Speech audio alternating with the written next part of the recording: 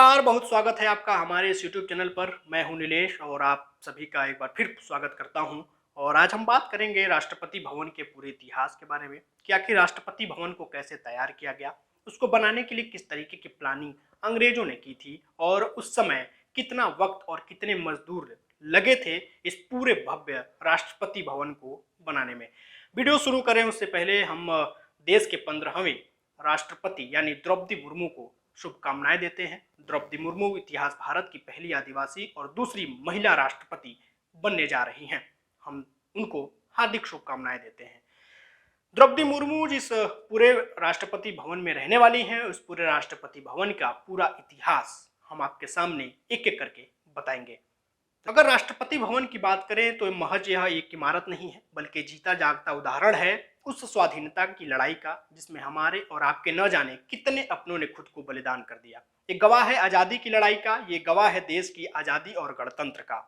1911 की बात है जब अंग्रेजों ने कोलकाता की जगह दिल्ली को राजधानी बनाने का फैसला किया था। तब वह दिल्ली में एक ऐसी इमारत बनाना चाहते थे जो आने वाले कई सालों तक एक मिसाल के तौर पर बना रहे। अंग्रेजों ने इसके लिए जमीन और जगह ढूंढने की कोशिश की और उनको रायसीना हिल्स की पहाड़ियां मिली और उसको उन्होंने उस राष्ट्रपति भवन के लिए चुन लिया। यहाँ उन्होंने वायसराय के लिए एक शानदार इमारत बनाने का फैसला किया। इस इमारत का नक्शा तब के मशहूर आर्किटेक्ट एडविन लुटियंस ने तैयार किया था। लुटियंस ने हर्बर्ट बेकर को 14 जून 1912 को इस आलीशान इमारत का नक्शा बनाकर भेज दिया। इस नक्शे को जब पास किया गया तो अंग्रेजों ने काम शुरू करने की कवायद आरंभ की।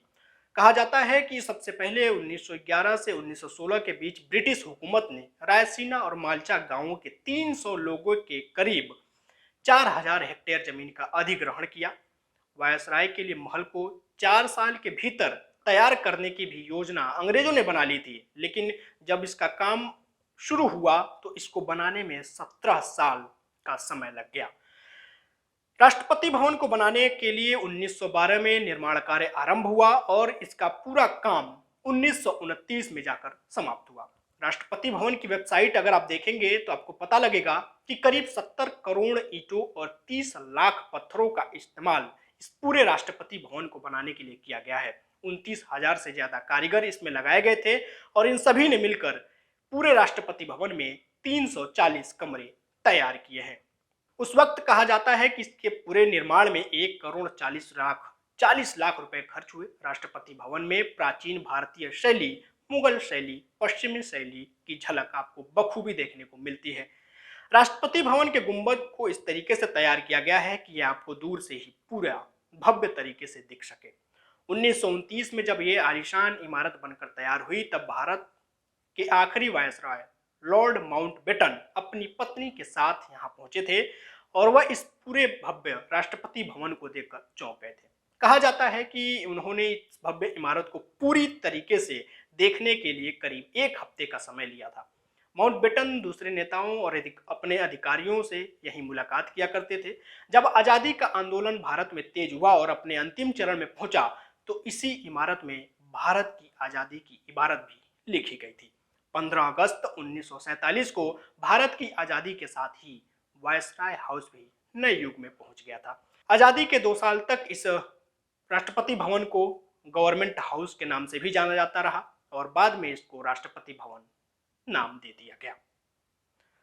तो ये थी पूरे राष्ट्रपति भवन के इतिहास की कहानी और कैसे इसको अंग्रेजों ने बनाया और इसके लिए कितना तैयारी किया गया।